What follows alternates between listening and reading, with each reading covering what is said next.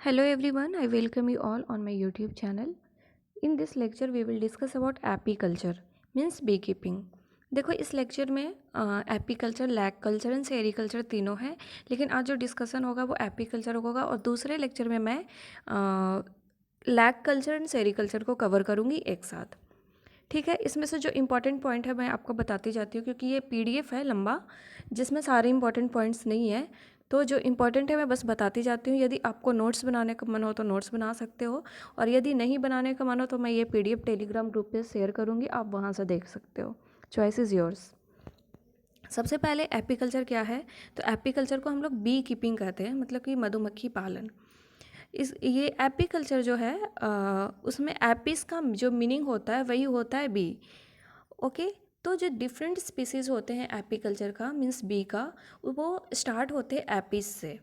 Okay, चलो अभी आगे देखते हैं इम्पॉर्टेंस क्या है बी कीपिंग का। तो बहुत ही सिंपल सा, बहुत ये वेल नोन फैक्ट है कि इसका इम्पोर्टेंट क्या होगा, तो आप खुद ही सोच सकते हो कि इससे हनी मिलता है, बी वैक्स मिलता है, साथ में हनी बी जो होता है वो एक्सीलेंट एजेंट होता है, पॉलिनेटिंग एजेंट। ठीक है, इससे क्या होता है एग्रीकल्चर का प्रोडक्शन, प्रोडक्टिविटी और इल्ड इंक्रीज हो जाएगा। ठीक है, फिर हम देखते हैं स्पीसीज़ के बारे में। स्पीसीज़ से हमेशा क्वेश्चन पूछा जाता है, तो ये आपका इंपॉर्टेंट पार्ट है। तो हम लोग स्पीसीज़ को देखते हैं। सबसे पहले तो एपिस डोरसटा सबसे पहला है, इसे रॉक बी भी बोलते हैं, याद रखना। ये सबसे लार्जेस्ट हनी बी का स्पीसीज़ है, ये भी इंपॉर्टेंट है, इसे भी याद रखना है। ठीक है, ये ना सिंगल लार्ज ओपन कॉम्ब बनाता है, और कहाँ पे बनाता है, तो high branches of trees and rocks जो होते हैं वहाँ पे बनाता है। इसमें बहुत सारा हनी ये प्रोड्यूस करता है, लेकिन इसको डोमेस्टिकेट नहीं करते। क्यों नहीं करते, क्योंकि बहुत ही फेरोसियस नेचर का होता है, मीन्स अटैकिंग नेचर का होता है। इतना हद तक इसका अटैकिंग नेचर है कि इसका स्टिंग करने से ना आपको फीवर भी हो सकता है, इवन कभी कभी डेथ भी हो जाता है। ठीक है, तो आप सोच सकते हो कि कितना मुश्किल है इसे डोमेस्टिकेट करना। उसके बाद है एपिस इंडिका, इसको इंडियन बी बोलते हैं। अब इंडिका लगा हुआ ही है तो ये इंडिया से रिलेटेड हो गया, इंडियन बी हो गया। ये मीडियम साइज़ का होता है, लाइक एपिस डोर्सटा की तरह नहीं है। इसमें जो हाइव्स होते हैं उसमें बहुत सारे सेवरल पैरेलल कॉम्ब्स होते हैं इन डार्क प्लेसेस। तो इसमें ये याद रखना कि उसमें ओपन कॉम्ब्स होते थे और इसमें सेवरल पैरेलल कॉम्ब्स होते हैं। ये कभी कभी ये भी पूछ देता है कि पैरेलल कॉम्ब कौन सी हनी बी की स्पीसीज बनाती है, तो एपिस इंडिका। ठीक है, such a cavity of tree trunk, जो कैविटी होती है ट्री ट्रंक्स का, मड वॉल का या फिर अर्थन पोस्ट होते हैं उनका, तो उसमें जाके ये बी हाइव बनाता है। ये फेरोसियस नेचर का नहीं होता है, इसकी वजह से इसको डोमेस्टिकेट करते हैं। उसके बाद हुआ एपिस फ्लोरिया।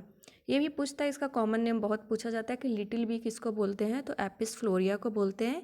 ये स्मॉल साइज़ का होता है और ये स्मॉल कॉम्ब बनाता है, छोटे छोटे कॉम्ब बनेंगे इसके, जो बुसेस हैं, हेज है, मतलब छोटे छोटे ट्रीज एंड हेजेस हैं उस पर जाके बनाता है। लेकिन जो इसका हनी इल्ड का मतलब कि इल्ड है वो पुअर है, मतलब कम इसका इल्ड होता है। ठीक है, चलो उसके बाद फिर बात करते हैं एपिस मेलिफेरा। जो एपिस मेलिफेरा है इसको यूरोपियन बी भी बोलते हैं, और ये most commonly domesticated species of bee है, something like the Indian bee. This has been introduce in many part of the world including India. ये देखो, ये यूरोप से इसको लेके आया गया है और बहुत सारे पार्ट्स में इसको जाया गया है, इंक्लूडिंग इंडिया। ठीक है, इसको ईजिली डोमेस्टिकेट कर सकते हैं। कुछ इस पर क्वेश्चंस भी हैं जो कि अभी आपके काम के नहीं हैं।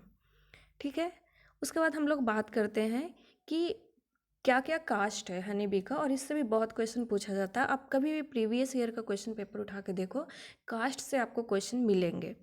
तो हनी बी का जो कास्ट होता है वो 3 कास्ट होते हैं। सबसे पहला क्वीन हो गई, उसके बाद फिर वर्कर्स हो गए एंड ड्रोन्स हो गए। जो क्वीन होती है वो सिर्फ एक हनी बी का जो हाइव होगा उसमें सिर्फ एक क्वीन होगी, और ये फंक्शनल फीमेल होती हैं, मतलब ये एग लेइंग का काम करती है, वो क्वीन करती है, ये फंक्शनल फीमेल हो गई। वर्कर्स जो होते हैं वो यूजुअली एक कॉम्ब में 20,000 टू 30,000 वर्कर्स होते हैं, और ये स्टेराइल्स फीमेल होते हैं। अब देखो, ये क्वेश्चन पूछ लेता है कि फंक्शनल फीमेल है, स्टेराइल फीमेल है, स्टेराइल मेल है, फंक्शनल मेल है, तो आप कंफ्यूज कर जाओगे। और ये क्वेश्चन ऐसे ही पूछा भी गया है पहले। तो जो वर्कर होते हैं वो होते हैं स्टेराइल फीमेल्स।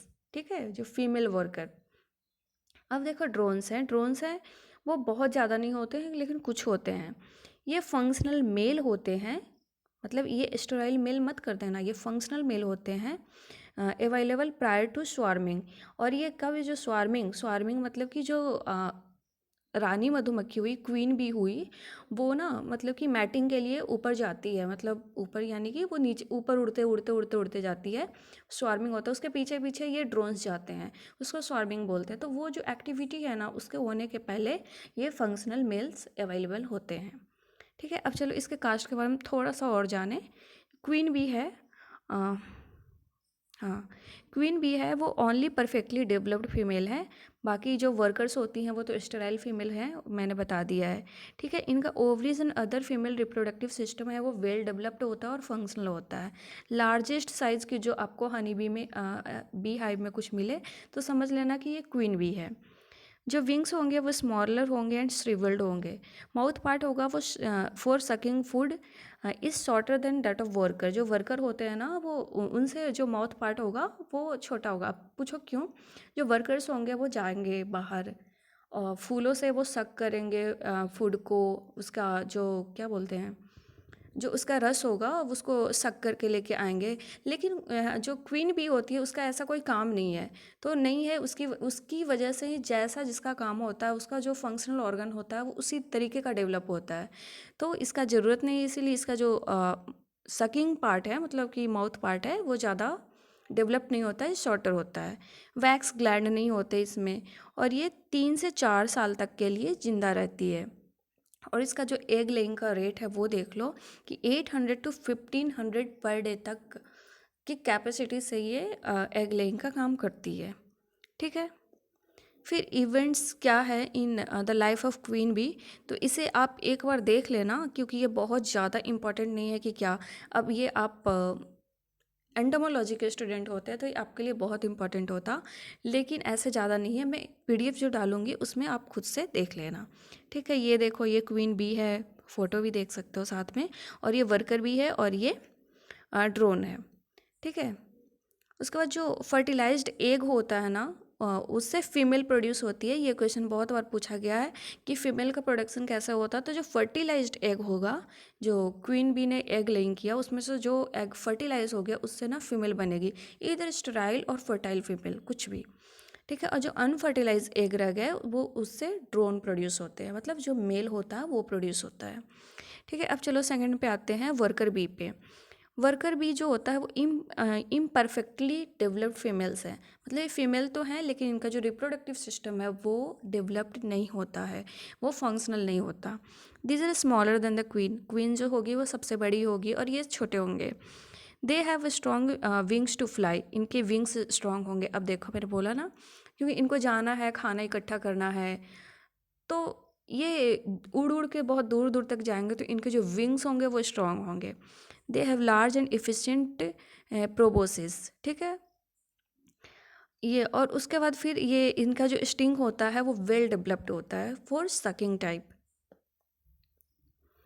उसके बाद जो हैंड लेग होता है ना इसका, हाँ, उसमें पॉलन बास्केट होता है। कभी कभी ये क्वेश्चन पूछ लिया जाता है कि पॉलन बास्केट कहाँ होता है, तो देख लेना, ये जो वर्कर बी होती हैं उसका जो हैंड लेग होता है उसमें पॉलन बास्केट होता है और उसी में वो पॉलन कलेक्ट करके लाती हैं।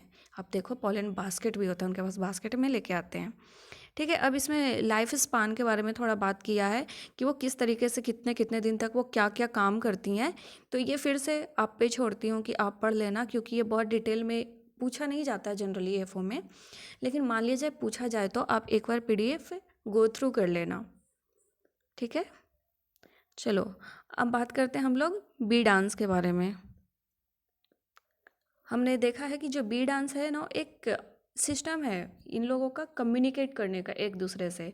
लाइक ये लोग बताते हैं एक दूसरे को कि देखो खाना पास में है, दूर में है, नहीं है, मतलब ये लोग कम्युनिकेट कैसे करेंगे, तो इनको तो हमारी तरह लैंग्वेजेस नहीं आती ना, तो ये एक स्पेशल टाइप का डांस करते हैं जिसको देख के ना बाकी की बीच समझ जाती हैं कि क्या कहना चाहती है। तो देखो, लिखा है, in this dance the middle course of the dance communicate to the other bee the angle from the hive with reference to the sun. मतलब सन के रेफरेंस से वो जिस एंगल से वो डांस करती है ना, वो हिंट देता है कि उनको कहाँ से किस एंगल से फ्लाई करना है ताकि वो पहुंच पाएंगे फूड सोर्स तक। ठीक है, taking a hint from the angle they have to fly to reach the food source. ये देखो, ये 45 डिग्री के एंगल पे 90 डिग्री 120 डिग्री एंगल, इस तरीके से ये डांस करती हैं और इससे भी आपस में कम्युनिकेट करती हैं, अपना जो इन्फॉर्मेशन है उसको ट्रांसमिशन करती हैं। फिर अब बात करते हैं, और ये वर्कर बी का काम है। अब बात करते हैं हम लोग ड्रोन्स के। हमने क्वीन की बात कर ली, वर्कर बी का बात हमने कर लिया, और अब बात करेंगे ड्रोन्स का। Drones are male bee produced from unfertilised egg. ये मेल बी है जो कि अनफर्टिलाइज एग से प्रोड्यूस होगा, मोस्ट इंपॉर्टेंट। ठीक है, उसके बाद फिर इनका क्या है, their production in hive synchronises with the production of new or virgin queen. जो क्वीन का जो प्रोडक्शन होता है उसी से सिंक्रोनाइज होके ये ड्रोन्स का भी प्रोडक्शन होता है।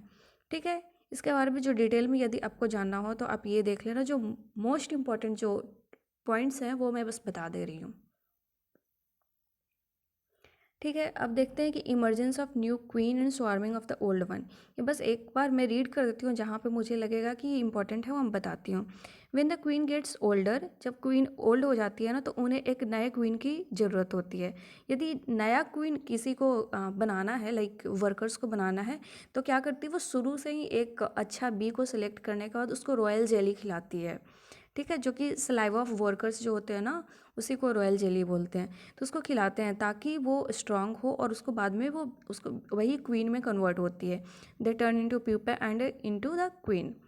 ठीक है, तो ये हो गया कि क्वीन कैसे इमर्ज होती है। ठीक है, चलो, अब ये मेथड्स ऑफ बी कीपिंग है जो कि अब से नहीं पूछा जाएगा, तो मैं इस पर बिल्कुल भी जोर नहीं देती हूँ।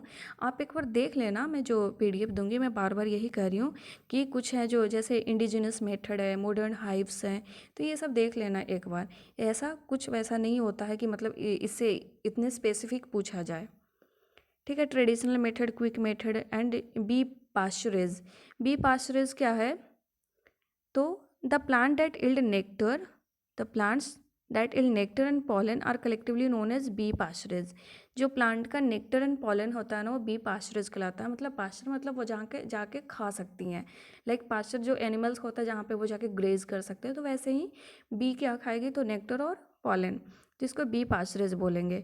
तो ये मेनली जो फ्रूट ट्री होंगे, ऑर्नामेंटल प्लांट होंगे, फॉरेस्ट ट्रीज होंगे, वो होंगे, वो उसको हम लोग बोल सकते हैं कि इट इज़ इम्पॉर्टेंट बी पास्चरेज। ठीक है, फिर nectar is the sweet secretion of the flower. Nectar क्या है, तो ये स्वीट सिक्रेशन है फ्लावर का, और ये रॉ मटेरियल होता है हनी के लिए। ठीक है, तो ये हुआ आपका एपीकल्चर का लेक्चर, और आप देख लेना कि मोस्ट ऑफ द क्वेश्चन आपको यहीं से मिलेगा। मैं इस पीडीएफ को शेयर कर दूंगी, आप उसको देख लेना, बाकी जो मैंने बोला देखने को, और जितना पॉइंट मैंने बताया उसको कम से कम अच्छे से याद रखना। पक्का क्वेश्चन वहीं से आएंगे। ठीक है, यदि वीडियो पसंद आया तो लाइक करो, मेरा टेलीग्राम ग्रुप ज्वाइन करो, जिसका मैं लिंक भी डाल दिया करती हूँ, कमेंट सेक्शन में पिन कर दिया करती हूँ। Thank you so much.